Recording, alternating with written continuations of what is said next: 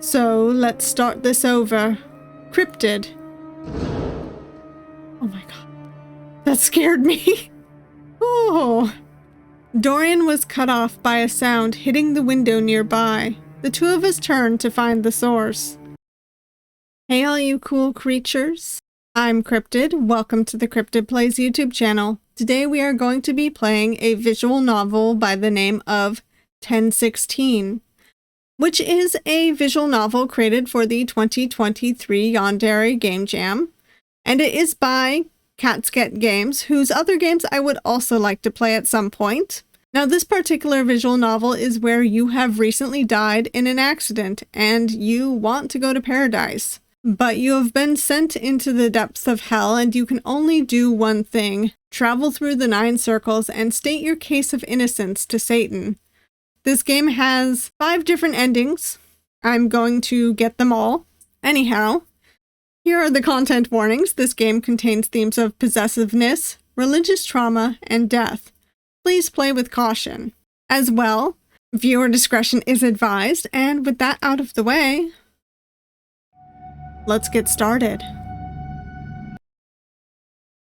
Okay, it recommends that we skip the intro if we are a streamer or a Let's Player, and I am, so we are going to skip the intro. I think it is also on YouTube. I will link to it, so that you can check it out, but let's keep going. The elevator's warmth was a relief from the cold waters of the Styx, and the bodies inside thrashing on the water's surface. I knew the heat would soon become a fleeting feeling the deeper I went. I clasped a hand over the cross around my neck and took a deep breath. The door closed, and the elevator began its slow descent down into the thick of hell. Each elevator ride has been vastly different from the last in terms of both elevator itself and the length of the ride down. While the time between the first and second circles only took 30 seconds, the ride between the fourth and fifth took what felt like 30 minutes. Some were smooth and in sleek modern elevators, others were... My knees wobbled at the sudden rumble. I leaned my back against the wall. I felt like I was going to be sick. I'd rather not die a second time, let alone in an old elevator. I shut my eyes and hoped my stomach wouldn't give out again. The elevator stopped, and its doors opened. My eyes were not ready for the immediate surge of fog that washed into the elevator like waves. I swatted some of it away as I made my exit from the insecurity of metal. Dirt scattered below my feet with each step. I was in a cemetery shrouded in deep fog. There was no sign of life, not even in the form of trees or wildflowers. All there was were tombs, some open and empty, some closed. I called out into the mist, hoping someone would answer. The keepers of each circle have made themselves hard to find. At this point, it was expected. I called out again, my voice vanishing into a rasp as the fog ate my words. There was nothing to do but walk. As I trekked through the dirt between the gravestones, I noticed some of the tombs were on fire, not enough to set dead grass alight, not enough to leave a smell. Eventually, I spotted someone in the distance, dressed in black and red, holding an umbrella. Were they a mourner? What would a mourner be doing in front of a burning tomb? I slowly approached, careful not to do anything too fast to set the stranger off. Are you the one trying to make his way to Satan? They were not facing me, their eyes still cast down into the flaming abyss below us. Are you too scared to respond, Fallen? They turned towards me with a small smile on their face. Both irises were white, but the rest of the eye was drowned in different colors, one red and one black. Over their mouth was a muzzle, like one a dog would wear if it could not keep its mouth shut and canines unsheathed. Welcome to Heresy, the Sixth Circle. My name is Dorian, and I am this circle's keeper. Might I know your name, Fallen? Oh, yes. My name is Cryptid, so that's what we are going to put. Cryptid. That's a beautiful name. Do you really think so? Of course. What reason would I have to lie to you? Well, you are a demon, for starters. So that's something.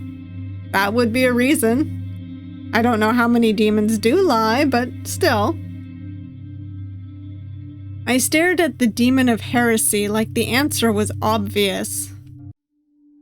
Your circle is for false teachers of faith, for those who say falsehoods about the way religion works. I've also taken the blasphemers and the liars under my wing. Does it bother you? You've met my friends in limbo, lust, gluttony, greed, and wrath. Sure, the deeper you go, the more horrifying it may appear to be.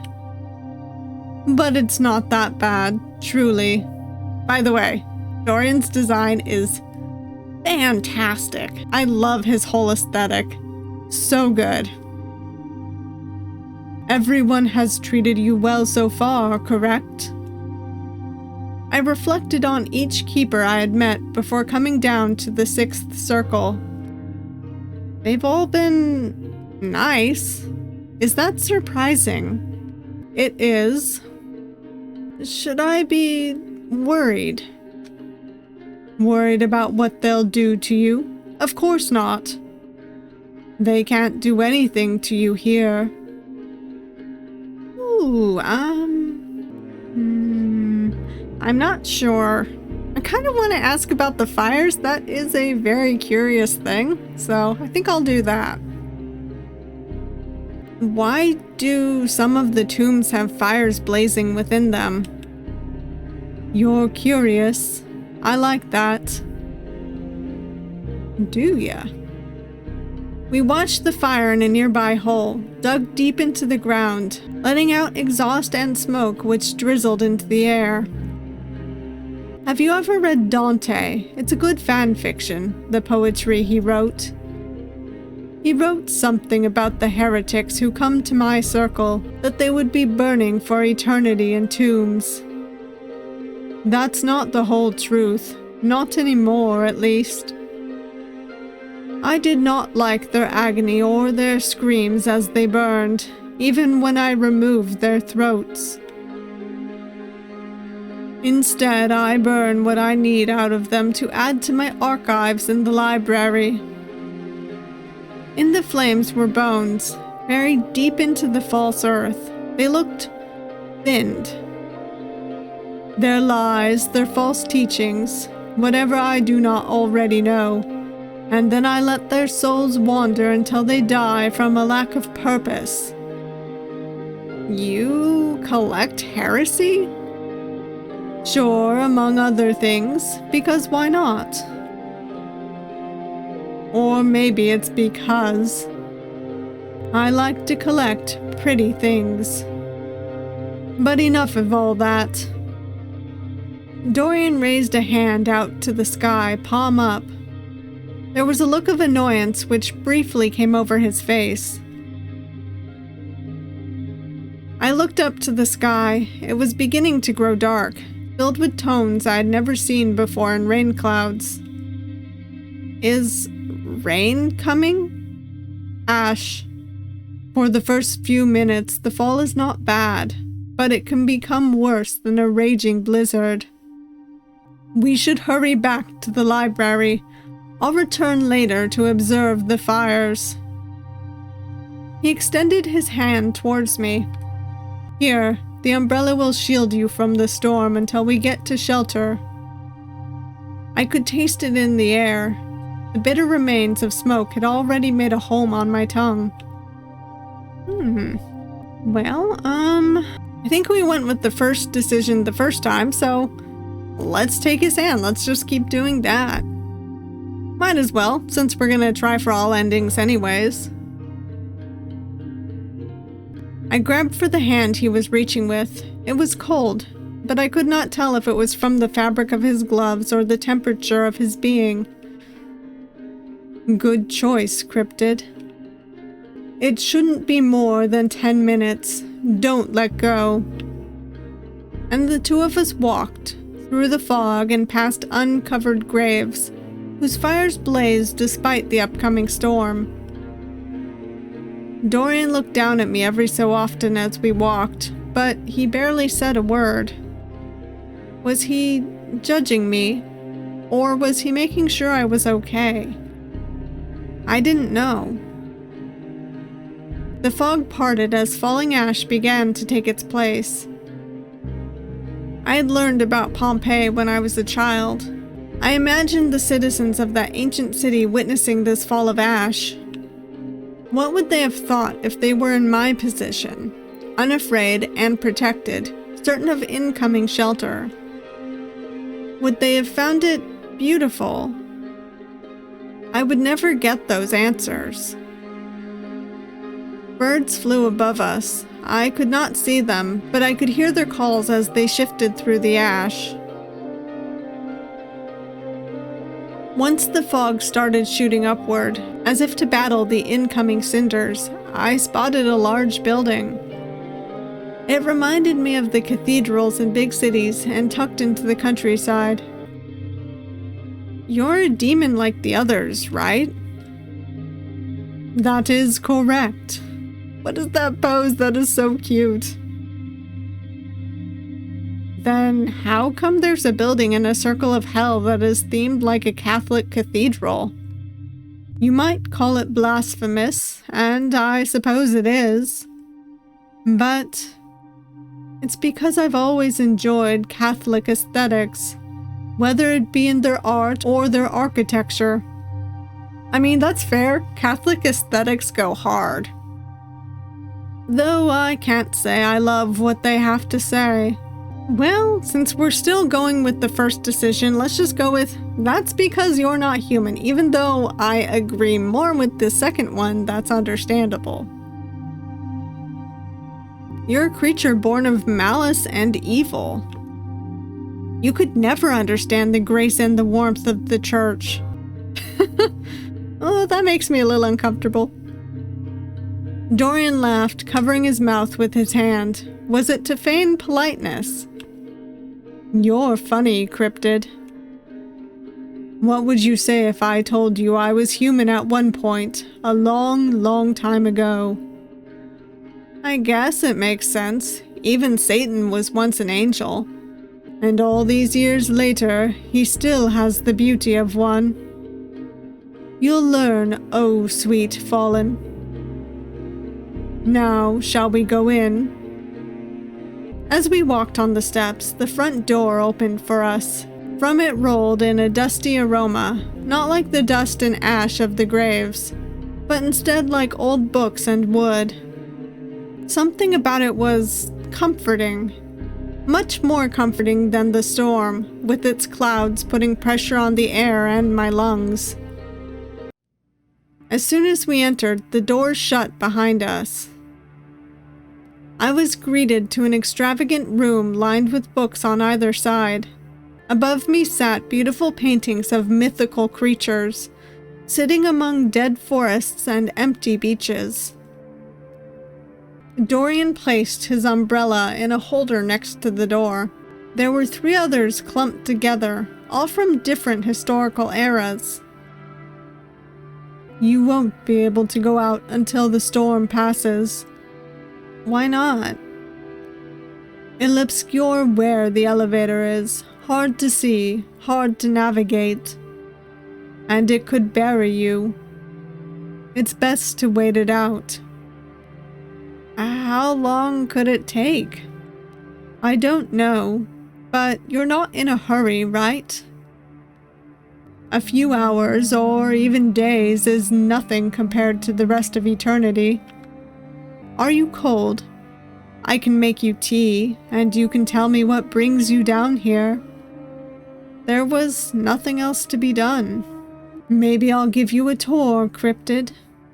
Sure. All right, hurry along then. Dorian reached a hand out to me once more. You might wander off and get lost. There are lots of things in my library of lies that would draw even the purest of souls in. Woohoo. I'm gonna keep going with the first decision, so take his hand. I grabbed for Dorian's hand. Who knew what was lurking in the depths of Heresy's walls?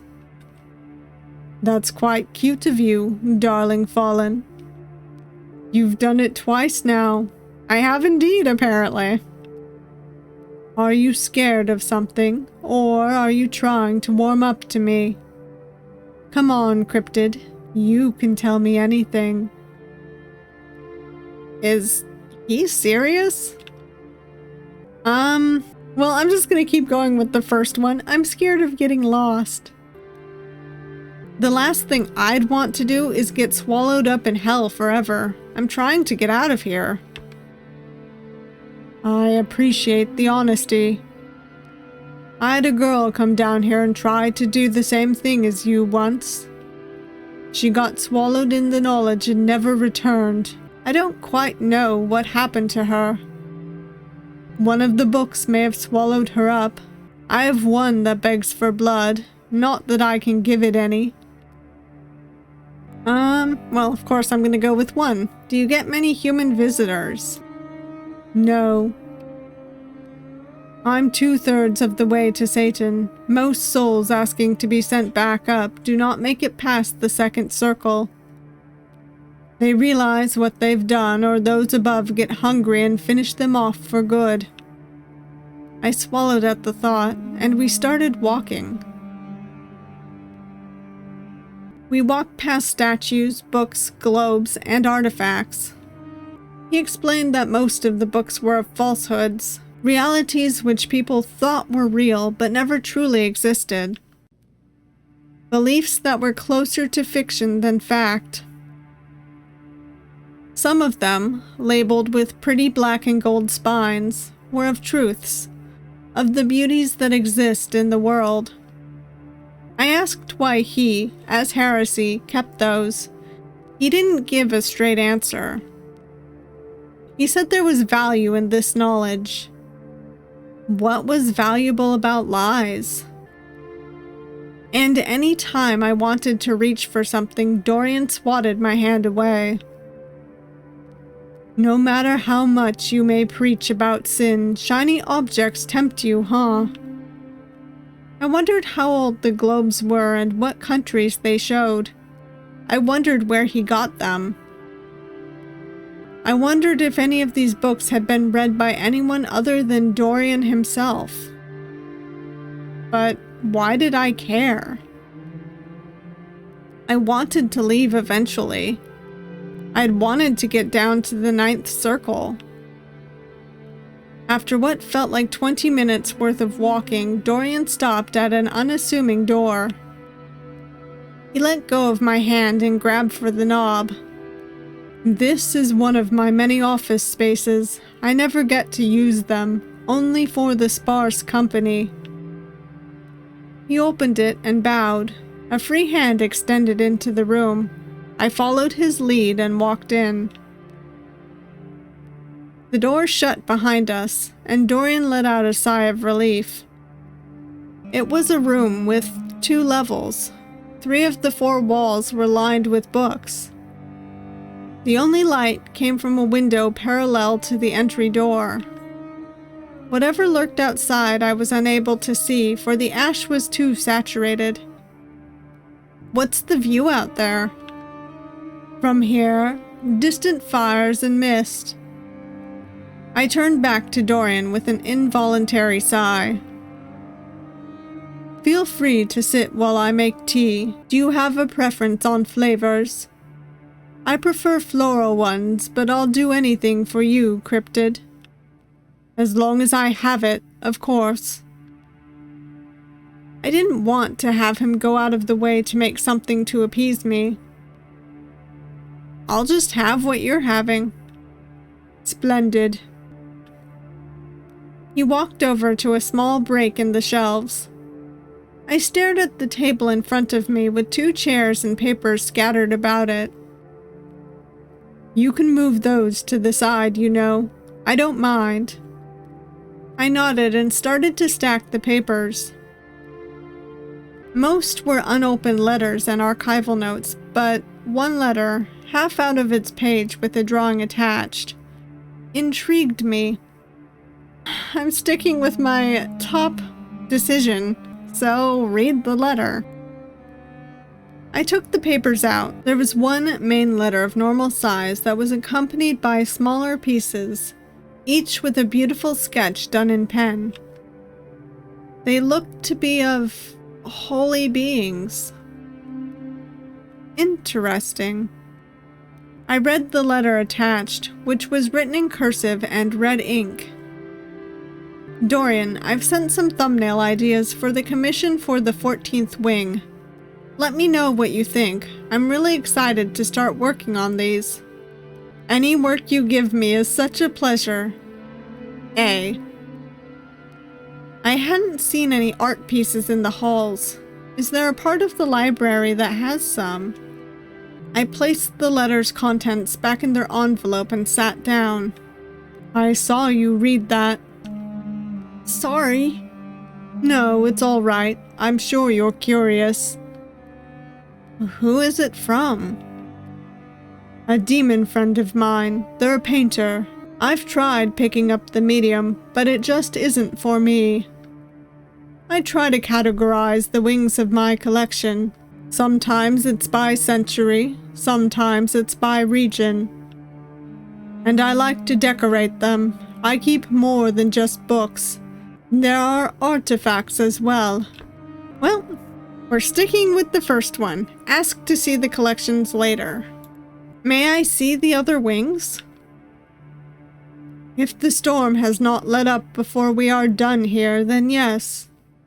I'll admit, I am happy that you're interested in what I have.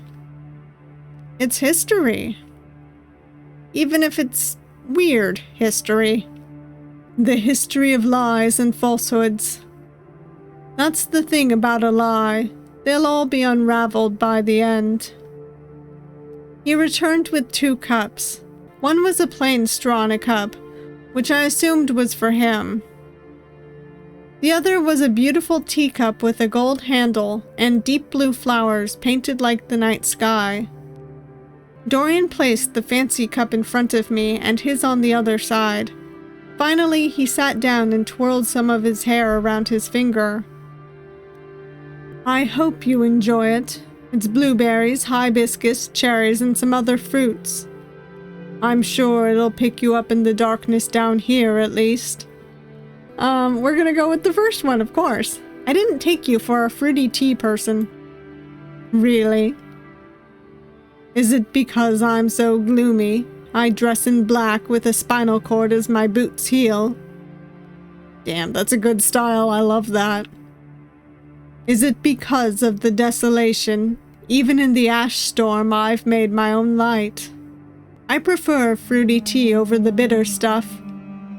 He placed the straw between the bars of his muzzle so he could take a sip. It was scorching hot, and he was drinking it immediately?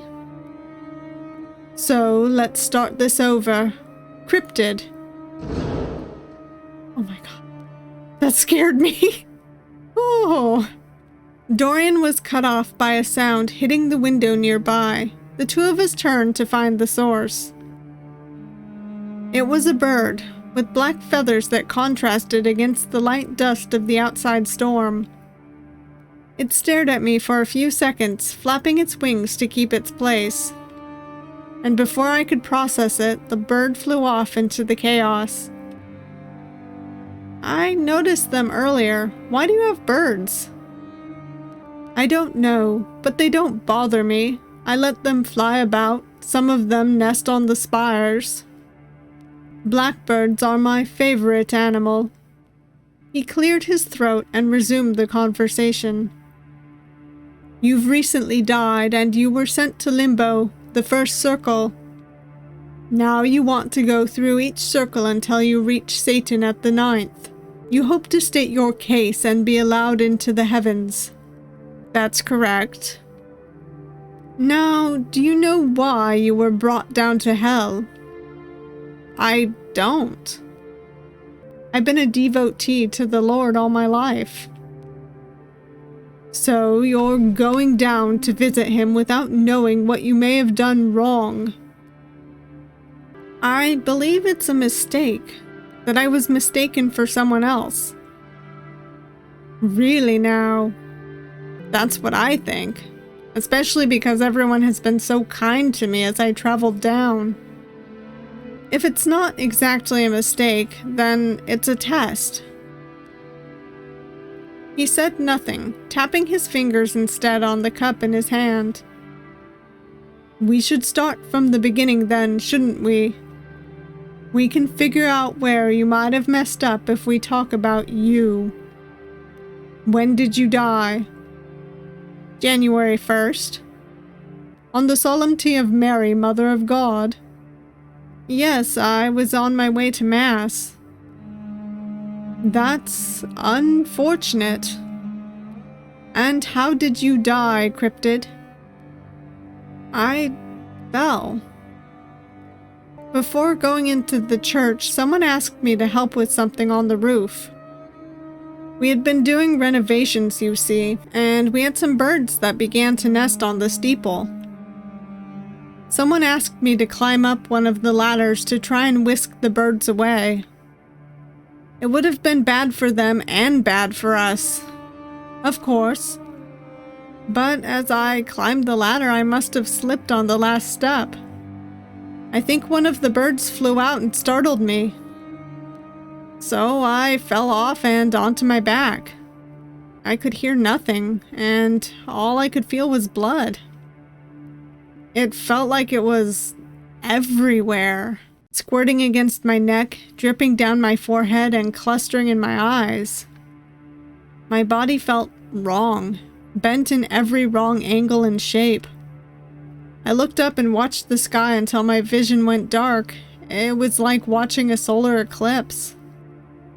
And then I ended up here. Not in your circle, obviously." "Do you regret dying, Fallen?" He had called me that before, and only now did I find it odd. I didn't tell Dorian my cause of death before this. Well, we're gonna just answer his question, I guess. It was his choice to bring me to heaven, and this is his test. His choice. Everything is, isn't it? I think this is why I like you so much. Huh? You're so innocent, so naive.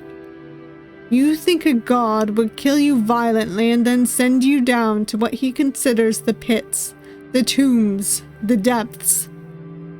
That he would abandon you like this. I told you, it's a test for entry into the heavens.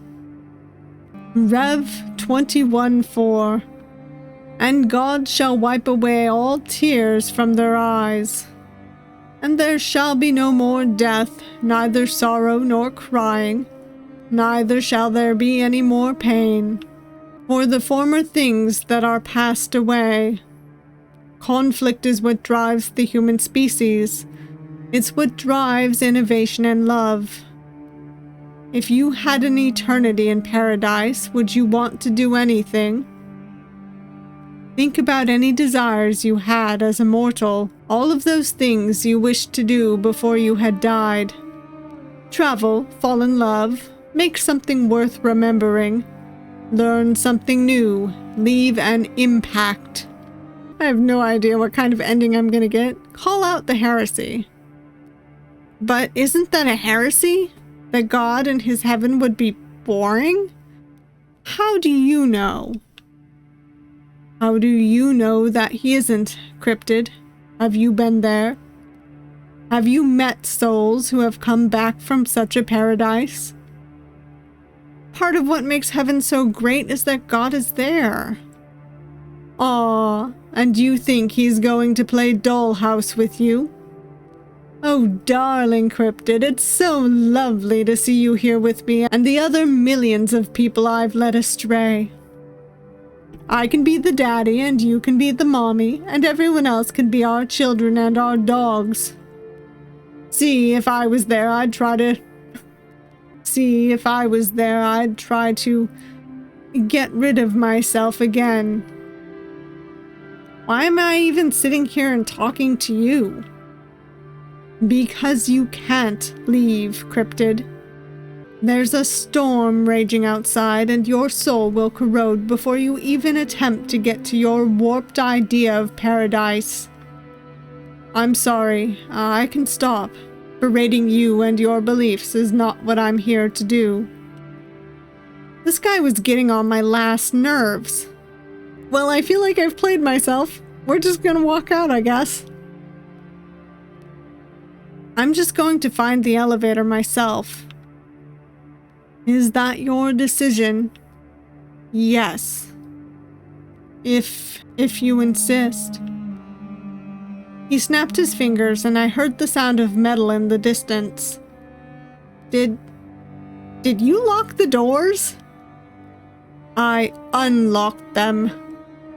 You can go to the right, walk for 2 minutes until you see a sign that said 19th Wing, and then make another right. There will be a door that you can exit through. But know this. When you begin to perish with dust in your eyes and ash in your lungs, dragging your body down, I will be there to carry you back to the Church of Forbidden Knowledge. I left without another look or another word. I didn't know how long I had been walking through the thick clouds of ash. My legs were on the verge of giving out. Ash stuck to my skin like dead cells. My eyes were growing heavy. Through my limited sight, I saw no signs of the elevator to find the next floor. Was it even out here? I didn't know. I couldn't think. I was coughing up too much dust to think straight. And eventually, I fell to the ground. My back was against the dirt, and my head was facing the sky, burdened by the embers of burning tombs. The Lord was not going to save me here. I was going to die again, in the exact same position. Except, this time I would be without the sticky clumps of blood which clung to my skin. I closed my eyes and tried my best to drown it all out. To drown out the sound of dust and birds.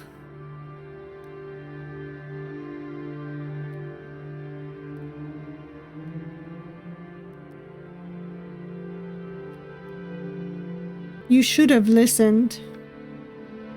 I couldn't react with the heavy feeling in my body, like rocks under my skin that were weighing me down.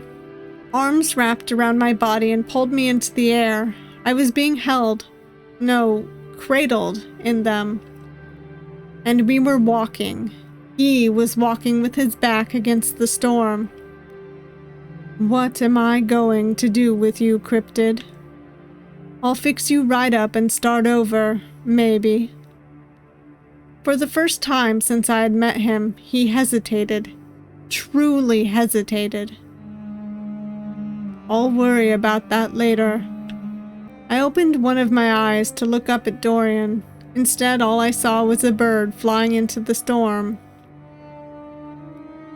I closed it again and melted into the cold of Heresy's master. Ending 1. No matter how much I scrub at my tongue, the taste of blood remains. Well, that's an interesting title for the ending.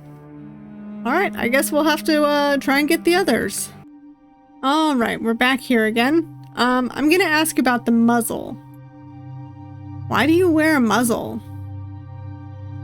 It's the first thing you notice, huh? People do not typically walk around wearing metal like that on their faces. Typically. It was put on me by someone else. He said it's supposed to stop me from lying. In truth, it doesn't work. But it's a pretty accessory though, right? We got totally different questions this time. Let's ask, does it make it hard to eat? Since I'm just gonna go with the second ones all the way through this time around. I do not need to eat. I do not need to sleep. Not anymore, at least. That sounds miserable. My work is never finished. Never will be finished. But enough of all that. Okay, I'm gonna kind of skip ahead. We should hurry back to the library. I'll return later to observe the fires. He extended his hand towards me. Here, the umbrella will shield you from the storm until we get you to shelter. I could taste it in the air. The bitter remains of smoke had already made a home on my tongue. We're gonna stand next to him. I declined the hand and instead stood next to him. Stay close to me. It's not going to kill you, but it'll get in your lungs and ruin your clothes. And the two of us walked through fog and past uncovered graves whose fires blazed despite the upcoming storm. You're a demon like the others, right? That is correct. Then how come there's a building in a circle of hell that is themed like a Catholic cathedral? You might call it blasphemous, and I suppose it is. But it's because I've always enjoyed Catholic aesthetics, whether it be in their art or their architecture. Though I can't say I love what they have to say. Okay, so that's understandable. It's not up to me or anyone else to change your beliefs. That's right. People don't like for their opinions to be changed. But some of us are masters of the silver tongue. Some may be easily swayed because they have no opinions of their own, and once they gain this opinion, it's permanent. Others may be like vampires who are weak to the silver, and they might turn away. It's why some rooms become echo chambers. It's why I've read scripture and holy books from every religion ever uttered, and yet none stick with me. But I can appreciate aspects of most of them. Does that make any sense? I guess so. Now, shall we go in? Maybe I'll give you a tour, Cryptid. Sure. Alright, hurry along then. Dorian reached a hand out to me once more.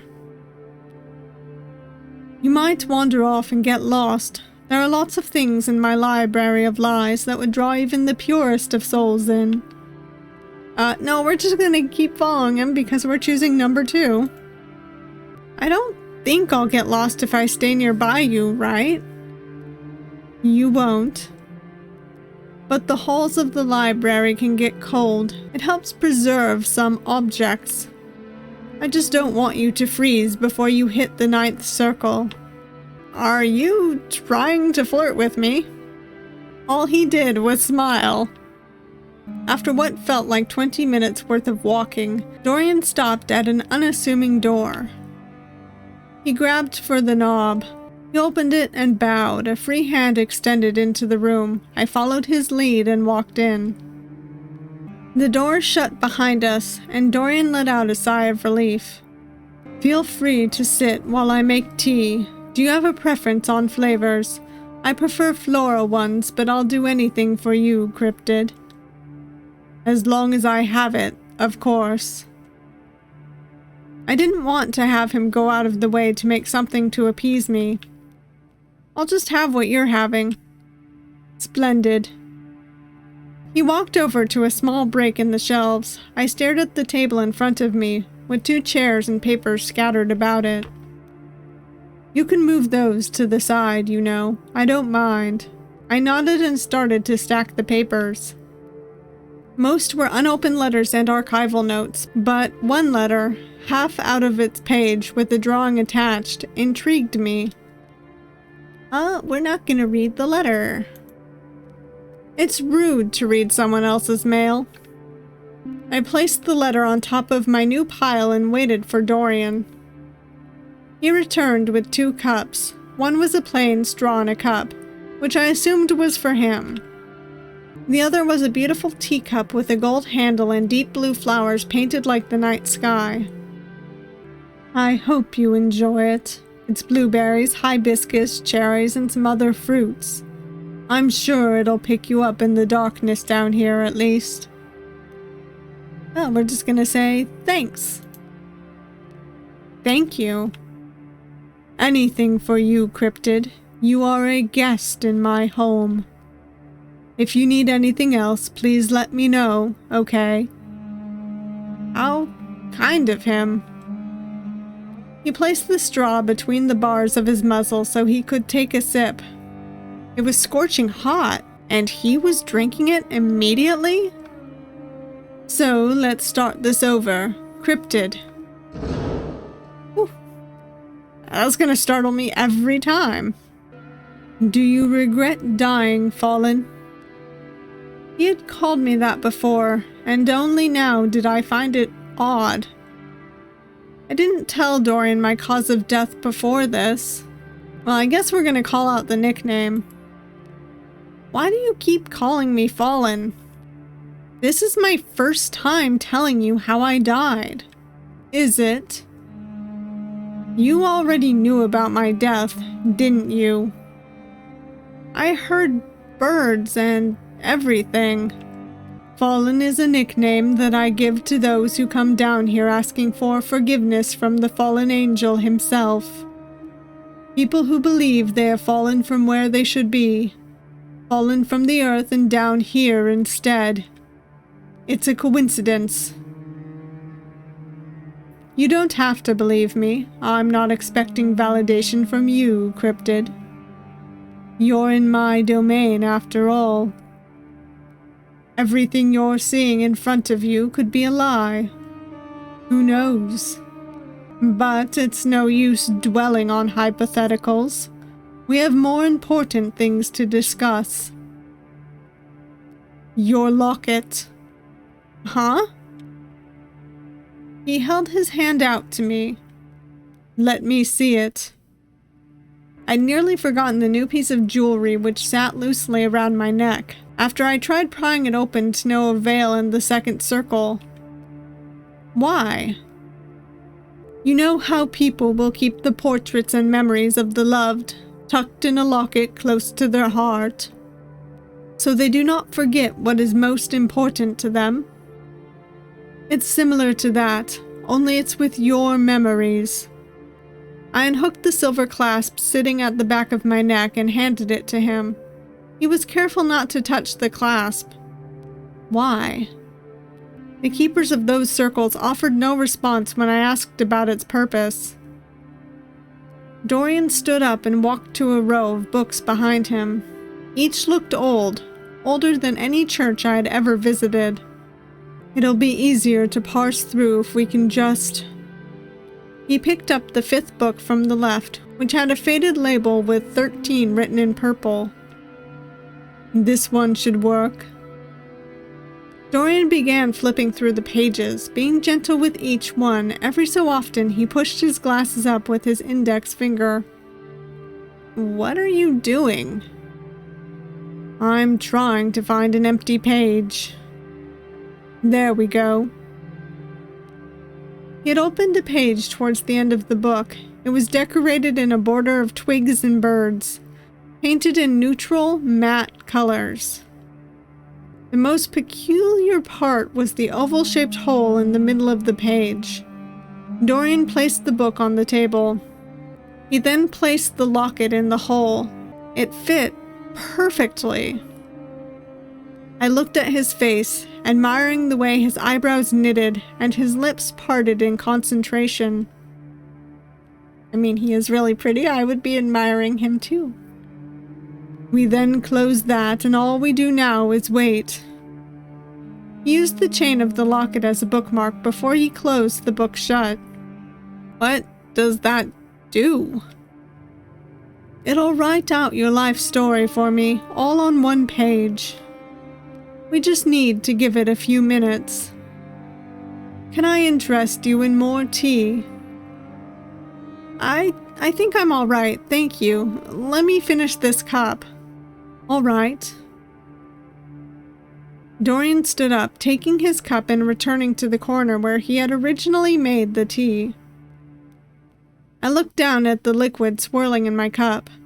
When I glanced back up, Dorian was staring at me with a soft expression on his face. Dorian? Huh? Oh, apologies. He turned away from me and began rummaging around in the drawers. Well, we're gonna ask about Dorian himself. Might as well, right? Plus, we're going with the second choice, so... Can I ask you some questions? I'm an open book, cryptid. Well, we're gonna go with Are You Lonely? And of course, I will get all of them. What does it matter to you? Do you care for a demon all of a sudden? How dare you? No? Then why did you ask? I don't know. To make conversation?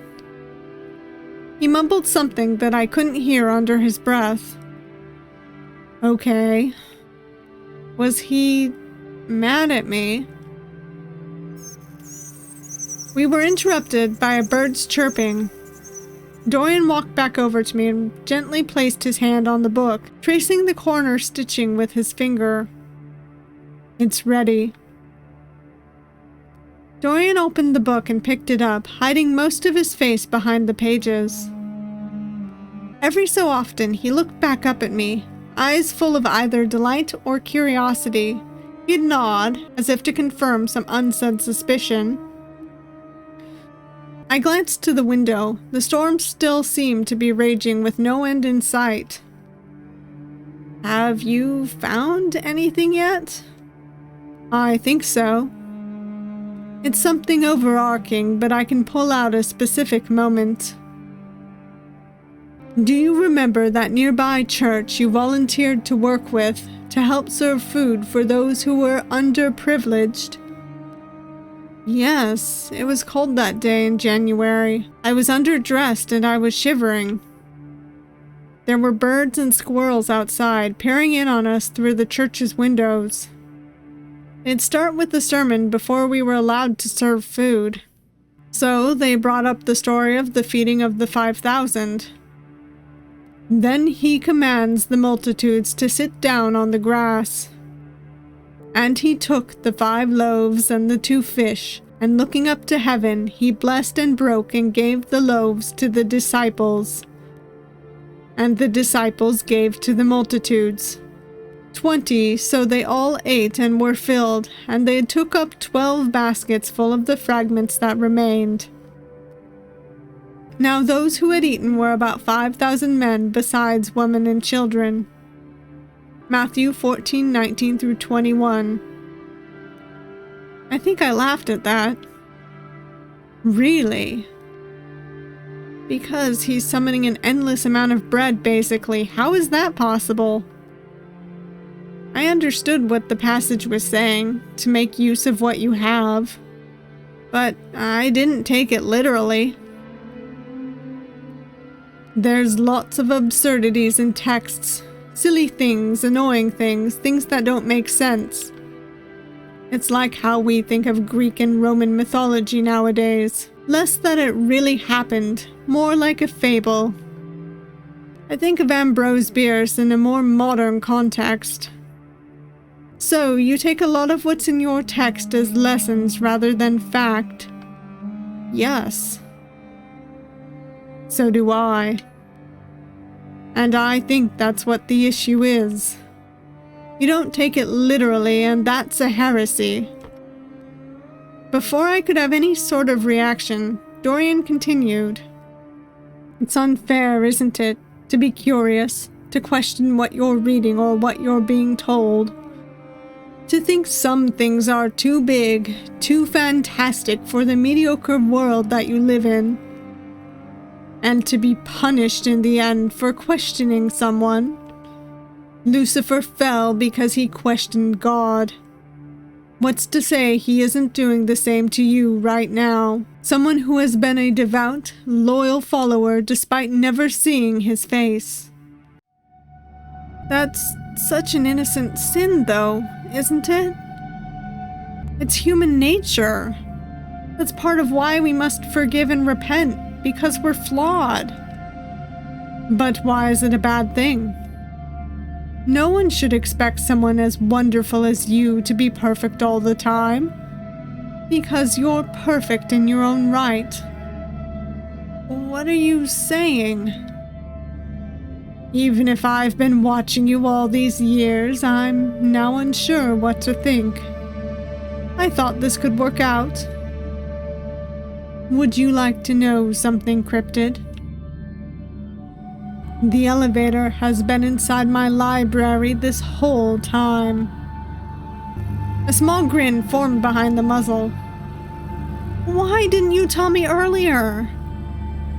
Because I wanted to talk to you. He pulled the locket out of the book and placed it in my hand. But I think I'm done now. Would you like to go to the next floor? I'll escort you. Before I could react, he grabbed my wrist, fingertips pressing into my skin. Ow! Don't resist, dear fallen. And so, Dorian pulled me out of the room and back into the echoing halls of the building. Wait! Whatever I yelled at him was going in one ear and out the other. I tried stopping and beating against his hand, but it would not budge. He was dragging me like a doll. When we reached a bookshelf with only green books, Dorian grabbed a random one off the third shelf from the top.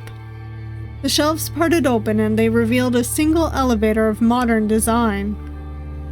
Dorian threw me into the elevator. My head clattered against the back wall, sending a ringing through my ears. The next circle will not be as kind to you as I have been. The lakes of blood and the bodies within them will drown you in their anger. All I can do is wish you luck. Wait! I reached my hand out and started moving towards the elevator's open door. But without another word, Dorian began to walk away, and the door closed on me. The elevator began to travel down, and I had no time to process what had just happened, or what was to come. I looked at the locket, clasping my fingers around its metal. I closed my eyes and breathed a shaky sigh. I feared he was right, that I would die in the circle of violence without a hand to guide me down. Ending 2. Not everything is as beautiful as I expect it to be. Alright, I wanted to see if there was any change if we just said yes after everything else we've said while getting ending 2. See if this changes it at all. And then I'm probably going to end up following the guide that has been laid out because I don't necessarily know what decisions do what. So, but yes. Really? Yes. We're supposed to be compassionate, even for those in darkness. I wouldn't say I'm in darkness. I'm constantly surrounded by burning tombs. By the way, I love his little smile. I think that's cute. Really funny, Dorian. I could tell he was smiling in the corner. Ah, yeah. This is all the same. I closed my eyes and breathed a shaky sigh. I feared he was right, that I would die in the circle of violence without a hand to guide me down. Alright, we got ending 2 again. I am now going to follow a guide to see if I can figure out how to get the other endings. Alright, judging by what the guides look like, it seems that most of the endings have to do with asking about the fires, so I am at least going to ask about his muzzle a bit because I did not get the can you take it off answer. So let's check that out real quick. No, not on my own at least. It is unlocked with a key which I do not possess. I cannot saw, cut, or burn through the metal. But that's all right with me. I've never needed to take it off. But enough of all that. Okay. Now I'm gonna go back and actually work towards the other endings. Alright, obviously I'm going to be doing a lot of skipping until we get to questions that we haven't probably got some answers for, so you know, there's gonna be just a lot of skipping around. But yeah. But enough of all that. Dorian raised a hand out to the sky, palm up. There was a look of annoyance which briefly came over his face. I looked up to the sky. It was beginning to grow dark, filled with tones I had never seen before in rain clouds. Is rain coming? Ash. He extended his hand towards me. We're gonna take his hand. I grabbed for the hand he was reaching with. It was cold, but I could not tell if that was from the fabric of his gloves or the temperature of his being. Then how come there's a building in a circle of hell that is themed like a Catholic cathedral? You might call it blasphemous, and I suppose it is. But it's because I've always enjoyed Catholic aesthetics. Though I can't say I love what they have to say. We're gonna go with that's because you're not human. There's nothing else to be done. Maybe I'll give you a tour, Cryptid. Sure. Alright, hurry along then. Dorian reached out a hand to me once more. You might wander off and get lost. There are lots of things in my library of lies that would draw even the purest of souls in. We're gonna follow him. After what felt like 20 minutes worth of walking, Dorian stopped at an unassuming door. He grabbed for the knob.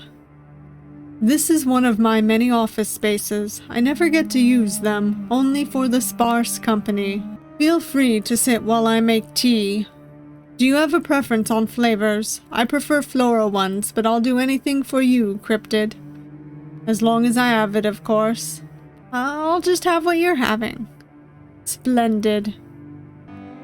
He walked over to a small break in the shelves. I stared at the table in front of me with 2 chairs and papers scattered about it. You can move those to the side, you know. I don't mind. I nodded and started to stack the papers. Most were unopened letters and archival notes, but one letter, half out of its page with a drawing attached, intrigued me. We're gonna read it. I took the papers out. There was one main letter at normal size that was accompanied by smaller pieces, each with a beautiful sketch done in pen. They looked to be of holy beings? Interesting. I placed the letter's contents back in their envelope and sat down. I saw you read that. Sorry. No, it's all right. I'm sure you're curious. Who's it from? A demon friend of mine. They're a painter. I've tried picking up the medium, but it just isn't for me. Ask about the other letters. What's in the other letters? I won't read any of those, but I'm curious, like you said. I do a pen pal system through the circles, and to other regions. Other regions? Only human beings who believe what you believe are sent here once they succumb. There are other afterlives. And there are societies for the inhuman in between doors. He returned with 2 cups. One was a plain Strana cup, which I assumed was for him. The other was a beautiful teacup with a gold handle and a deep blue flowers painted like the night sky.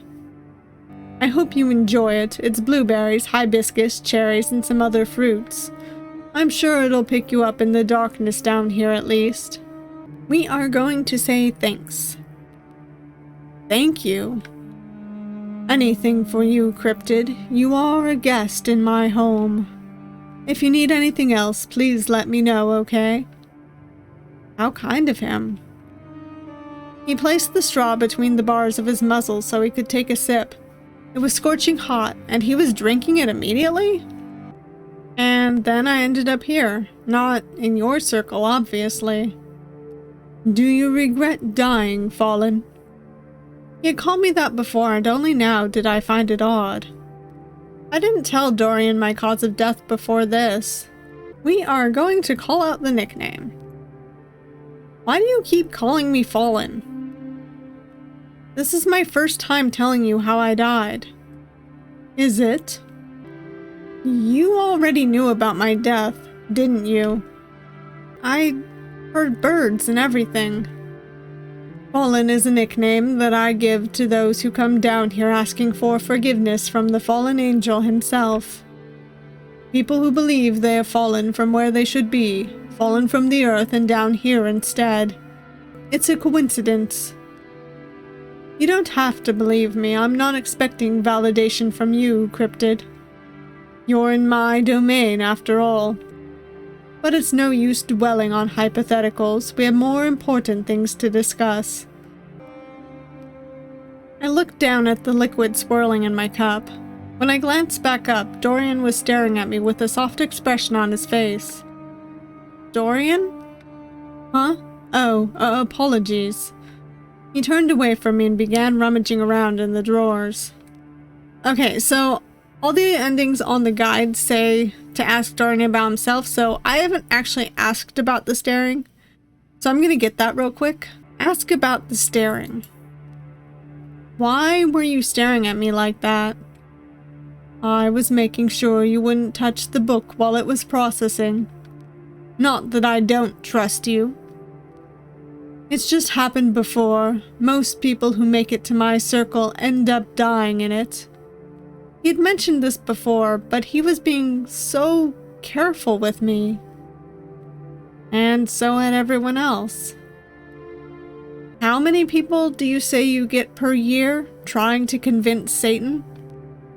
About 1 to 4% of those who try. And the other keepers of the higher circles kill the rest?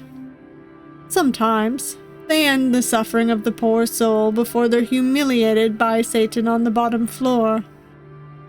Other times, a rogue demon or beast gets them.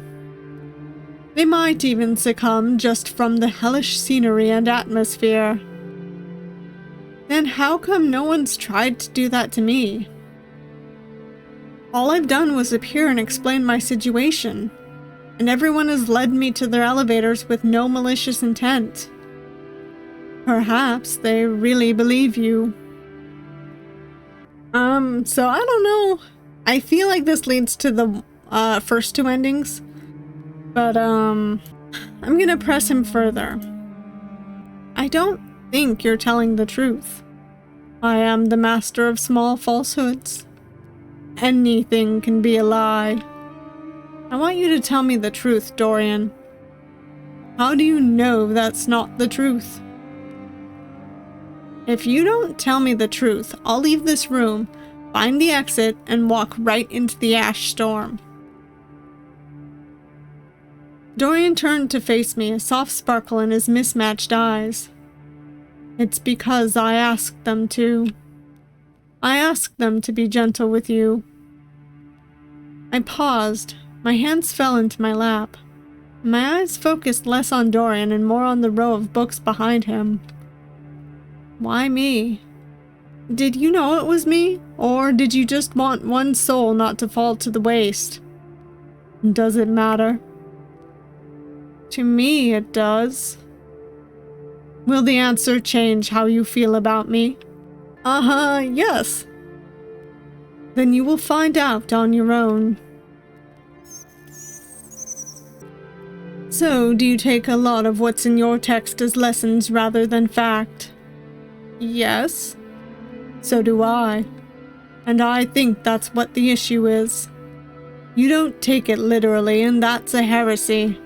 Before I could have any sort of reaction, Dorian continued. It's unfair, isn't it, to be curious, to question what you're reading or what you're being told. That's such an innocent sin, though, isn't it? It's human nature. That's part of why we must forgive and repent, because we're flawed. But why is that a bad thing? No one should expect someone as wonderful as you to be perfect all the time, because you're perfect in your own right. What are you saying? I have a question for you. Do you still want to go down? Do you still want to face Satan? He will reject you, you know. Even if he believes in you, you know what your Creator will say. He'll cast you right back down here. And it'll have to be here. Do you want to go through the effort only to be humiliated and rejected? I'd hate to see that on you, Cryptid. I really would. But it's your own decision. If you stay here, I will take care of you. I will tell you everything you want to know. If you decide to still go down, I will make sure the keepers of those circles treat you with kindness and lead you to Satan easily. Then, if you are rejected, I will welcome you with open arms. What if I'm not? I don't think you'll make it to the paradise you've wanted to go to. Because, in truth, it's not as fantastic as they make it up to be. But, as I said, it's your decision. There's definitely changed, so I can still ask about him staring and stuff, so. Let's go down to the next circle. I think I'm going to try. It can't hurt to try and see what happens. And if I come back, then I come back. If that's your choice, follow me. He led me out of the room and back into the hallway. The elevator's always been in the building? Yes, it has. Why I didn't say this earlier isn't for you to know. We walked for maybe 10 minutes, past paintings and shelves and ancient artifacts. He stopped at an unsuspecting shelf where all books were the same color. Dorian pulled one book and the shelves opened outward to reveal a modern elevator. This will take you down to violence, the 7th circle. Just let them know I allowed you down. They'll know what to do. I pressed the button labeled 7. Dorian raised one hand and waved it shyly, like he wasn't sure if he should. Good luck down there, Cryptid. Thank you, Dorian. He had kept eye contact until the elevator had closed completely. I began traveling downwards. I didn't know how long it would take, and I wasn't sure how to process my emotions along the way. I just had to hope he was telling the truth. Ending 5. Sent to my doom, back, crying in your arms. Oh, okay, so I ended up with 5. Let me stay with him. Alright, we're back here. Let's stay with Dorian. I grabbed for one of the hands clasped around the other. A soft sound of surprise came from his mouth. I want to stay. It's nice here, and you've been very loving to me. Loving in a way I've never felt before, never understood. And if what you're saying is true, then what's the point of even trying? He smiled, and even through the bars of the muzzle it was bright. Yes, you're right. It's fantastic here, with you. I could never ask for anyone else to spend my time with. Would you like to explore the other wings now? I have so much to show you. He held my hand and dragged me through the halls of his library, full of forbidden falsehoods. The whole time he was smiling, eyes lit up with stars, despite the darkened sclera and sunken irises. He didn't tell me yet why he was so infatuated with me. Why exactly things had transpired the way they had. I knew he would, though, eventually. Ending 3. Some things are best left in the shadows of secrecy.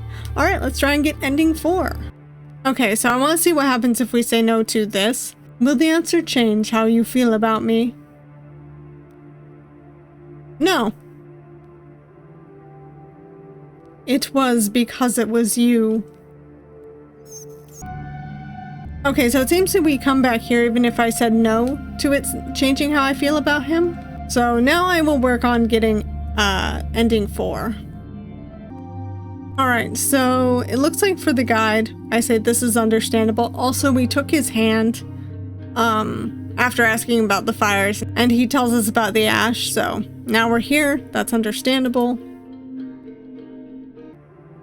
You might wander off and get lost. There are lots of things in my library of lies that would draw even the purest of souls in. We're gonna take his hand this time around. I grabbed for Dorian's hand. Who knew what was lurking in the depths of Heresy's walls? That's quite cute of you, darling Fallen. You've done it twice now. Are you scared of something, or are you trying to warm up to me? Come on, Cryptid. You can tell me anything. Is he serious? Okay, I think I answered I'm scared of getting lost the first time. I'm gonna say because I trust you. I believe in the guide. This is what they say to say, but I'm gonna try the other 2 answers because I want to see them. Despite what I am, you trust me. I feel that if you wanted to kill me, you would have tried by now, but you've been only kind to me in the ash. Dorian smiled. You're so innocent. It's cute. And now I want to see what happens when I say, I didn't want to upset you. Dorian laughed, eyes closed. Do you think I'd hurt you for not holding my hand? I didn't even incite that I wanted you to hold it. It was just a sign of beckoning, reaching out to venture in deeper. Really? Perhaps, but I don't mind. A blush settled against his cheeks. I certainly don't mind. Oh, he's kind of cute. I mean, his design is fantastically cute, but his personality too. And now I've said I'm afraid of getting lost, but we've already done this one, so we're just gonna kind of skip through it. Okay, I think we're supposed to ask about the human visitors, but I'm gonna say nothing first, just to see what happens. I swallowed at the thought, and we started walking. Do you get many human visitors? No. I'm 2/3 of the way to Satan. Most souls asking to be sent back up do not make it past the second circle. They realize what they've done, or those above get hungry and finish them off for good. I swallowed at the thought, and we started walking. The door shut behind us, and Dorian let out a sigh of relief. It was a room with 2 levels. 3 of the 4 walls were lined with books. He walked over to a small break in the shelves. I stared at the table in front of me with 2 chairs and papers scattered about it. You can move those to the side, you know. I don't mind. I nodded and started to stack the papers. We are gonna read the letter. I took the papers out. There was 1 main letter of normal size that was accompanied by smaller pieces, each with a beautiful sketch done in pen. They looked to be of holy beings. Interesting. I placed the letter's contents back in their envelope and sat down. I saw you read that. Sorry. No, it's all right. I'm sure you're curious. Who is it from? Alright, and we're just going to ask to see the collections later. We've already gotten that, so I'm going to keep skipping forward. I hope you enjoy it. It's blueberries, hibiscus, cherries, and some other fruits. I'm sure it'll pick you up in the darkness down here at least. I'm gonna say thanks. Thank you. Anything for you, cryptid. You are a guest in my home. So instead of calling out the nickname again, we are just going to answer his question. It was his choice to bring me to heaven, and this is his test. His choice. Everything is, isn't it? I think this is why I like you so much. Huh? You're so innocent, so naive. If you had an eternity in paradise, would you want to do anything? Think about any desires you had as a mortal. All of those things you wished to do before you had died. Travel, fall in love, make something worth remembering, learn something new, leave an impact. Okay, I think we're gonna agree. Heaven might be boring. It might be scary. I don't know, at the end of the day. No matter how much we read, how much we pray, we really don't know. That is true. Do you ever wonder if your pastor's interpretations, or maybe your own, of holy texts could be wrong? It's like an English class. There's an interpretation that your professor may project. There's an interpretation which stems from context of the time and place at which it was written. There's an interpretation directly from the author. Then there's your interpretation, oh darling fallen. Dorian, can I ask you something? You can ask me anything.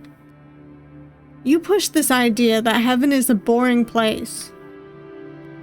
Is that the same for hell? For someone who is not suffering? Only the true wicked suffer, but it takes up too many resources to make an exponential amount of souls suffer for eternity. We may have eternity, but we like to make things quick. That's not exactly what I'm trying to ask. Are you bored down here? Bored? I wouldn't say so. I have lots of work to do. Bodies to burn, people to release, books to catalog. Sometimes they allow me to look upon the human world and watch the living before they fall into the circles. I cut him off. Are you lonely? Huh? I haven't seen anyone else here, except for you. You must get lonely with no one to talk to. He did not respond for a few moments. He may have seemed like he was looking at me, but instead he was looking through me. I suppose I do get lonely. I have friends, other demons mostly, who come to visit and assist. But they leave. They have to. They have other obligations and they have themselves to worry about. I just wish that... He swallowed and closed his eyes. Never mind. We have more pressing things to worry about. Your locket.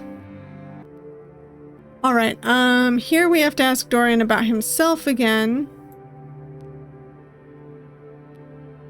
I'm an open book, cryptid. So technically, I believe we're supposed to say, are you lonely? But I'm going to ask the other ones first, because I don't think I've actually asked them yet. When did you die?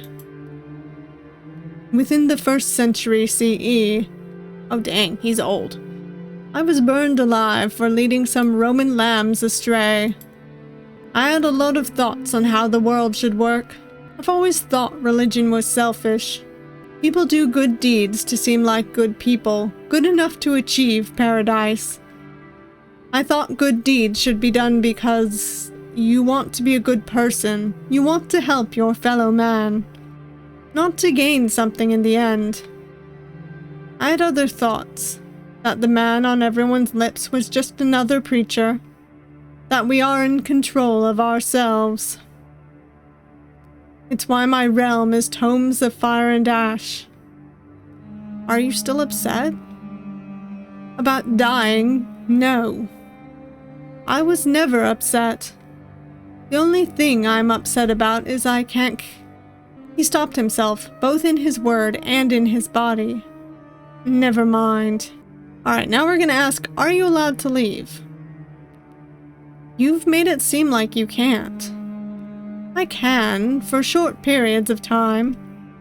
I typically just visit other demons. A friend of mine runs an art gallery, another's a musician, and a good friend of mine runs a bar. What about the physical world? Like where you came from? I can travel there. My time spent must be shorter. And I must manifest as something. Like an animal. Yes. We're just gonna ask, are you lonely? You asked this earlier. I know. Why? We're gonna say because it's sad first, but I believe the first one is the right answer. It's sad that you've been down here like this. You can say that. In the past, I've never really been discontent with this life. There have been little things, of course. The metal around my face, the temporary visits of friends. But my personal feelings cannot get in the way of work which must be done. But I do ask. Dante may be fanfiction, but there's no one else here. The upper circles at least have other attendants. There's literally nothing here. Sometimes there are birds, but that's all. Why is that? How do I answer this? I'd rather find someone I'd enjoy forever. Awfully romantic of you. Perhaps. But I'd rather that than some grunts that don't enjoy this work. We're gonna say because I want to fix that. He stopped what he was doing. A heavy sigh ripped from his throat, and he refused to look at me. And how could you fix that? By staying here, with you. You don't want to do that, Cryptid. You're in heresy, it's cold, and you would have to put up with me for eternity. It's not very enjoyable. It's not enjoyable because you've never had anyone to enjoy it with. It seemed he considered what I said. His head hung, presumably to look at his hands. We're gonna skip through this. You don't take it literally, and that's a heresy. Before I could have any sort of reaction, Dorian continued. It's unfair, isn't it, to be curious, to question what you're reading or what you're being told? To think some things are too big, too fantastic for the mediocre world you live in, and to be punished in the end for questioning someone. Lucifer fell because he questioned God. What's to say he isn't doing the same to you right now, someone who's been a devout, loyal follower despite never seeing his face? That's such an innocent sin, though, isn't it? It's human nature. That's part of why we must forgive and repent, because we're flawed. But why is that a bad thing? No one should expect someone as wonderful as you to be perfect all the time, because you're perfect in your own right. What are you saying?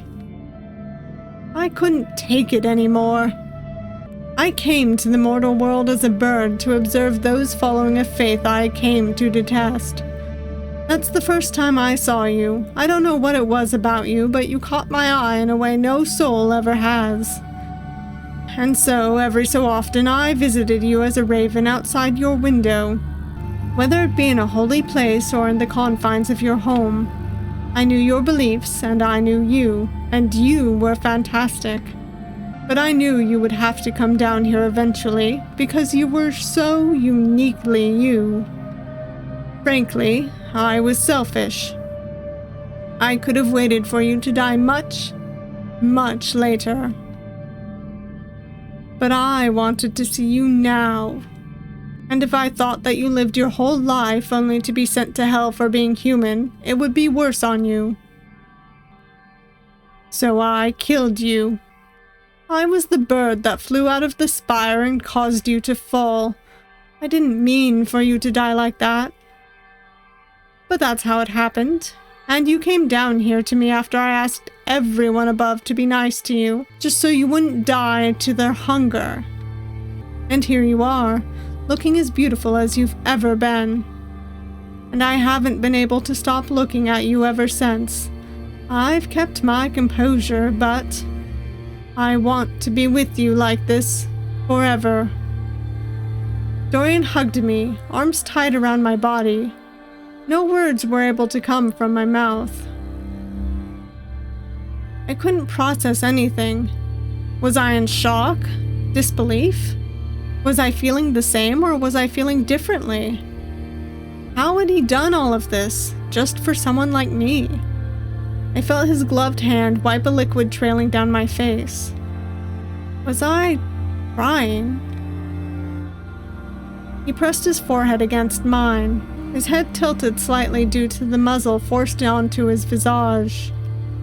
His pinky finger found its way around mine, holding onto it tightly. "It's okay, Cryptid. You don't have to say anything. I already know that you feel the same way I do, and you want to stay. And even if you don't, we have an eternity to figure it out."